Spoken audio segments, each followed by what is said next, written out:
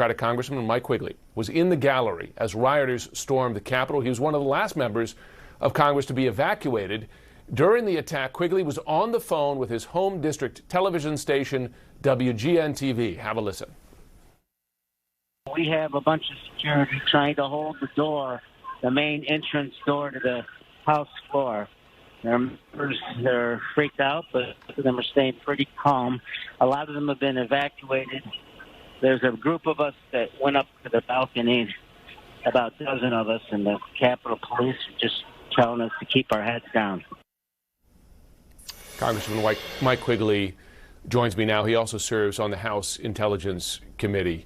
You know, one thing strikes me as I look at that, Congressman Quigley, is that Democrats and Republicans on that day were united in their fear and their sense of alarm. Democrats and Republicans were evacuated.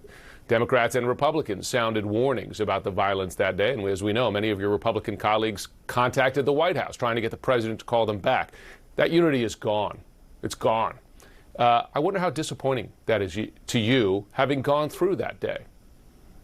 Yeah, absolutely. You know, as I was thinking back and trying to reflect on all this and put it in perspective, the first thing we all have to say is, without the Capitol Police and the district police, I'm not sure we'd be having this conversation. They certainly saved me and my colleagues and the staff, and they probably saved the democracy from a coup because, you know, in succession, 2, 3, and 4 were within feet of the insurrectionists. And to your point, as I try to, again, put this in perspective, in the day of and the days after, McConnell, McCarthy, and as we're now learning from these texts, family, friends, staff, media, all knew how severe this was. And they seem to forget that. They're like a perverse groundhog who finds their conscience once a year, but then they see their shadow and they go back into hibernation. That's a disappointment. One striking revelation, not just from the Hannity text, but all these texts, is just how many people knew not just of the threat of violence, but of a plan to straight up overturn the election, to reject the electoral votes on no basis from several swing states and therefore hand the election to the loser, Donald Trump. Is the kind of country any safer today? Set aside the acts of political violence, but any safer today from the ability to overthrow an election?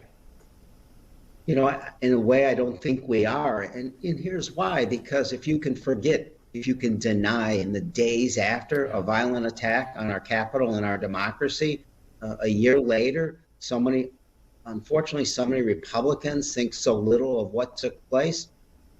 It's a fragile process. It's a fragile government. And we have to remind ourselves of that.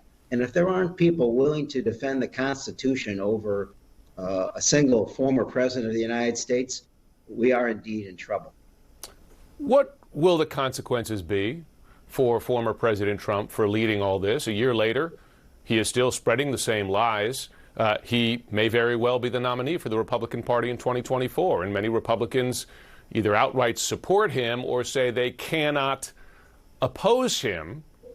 Has he faced any real consequences? You know, it's a question that you and others asked me during the original impeachment investigation. I was part of that as a member of the Intel Committee. It was a question you and others asked me during the second impeachment, when the President of the United States extorted a foreign government to benefit politically. And it was also, if people actually read the Mueller report, the president was not exonerated. In fact, you know, he obstructed that investigation and all the others. He has never been held accountable for his action. And if this committee isn't allowed to do its work, if it isn't allowed to enforce its subpoenas, if the courts don't back him up, we'll still be in that dangerous state.